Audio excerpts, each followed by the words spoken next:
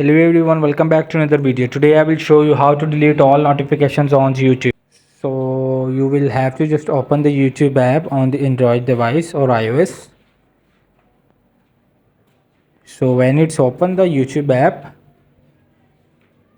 you will have to just go to the profile icon on the right bottom.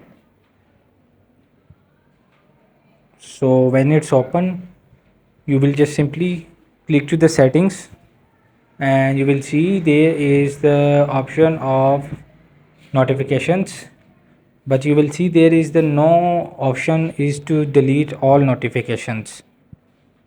So YouTube app not built in to delete all notifications at once. So what you have to gonna do, you will have to open your settings of the phone and click to the app management, and you will have to search for YouTube app. So when it's open, so there is the manage notifications. So you will just simply turn it off all notifications, so it will be not notified to get new notifications. So there is the no option of delete, there is the only option of off notification. Hope this video helped you. Please don't forget to like, subscribe and get notified for more videos.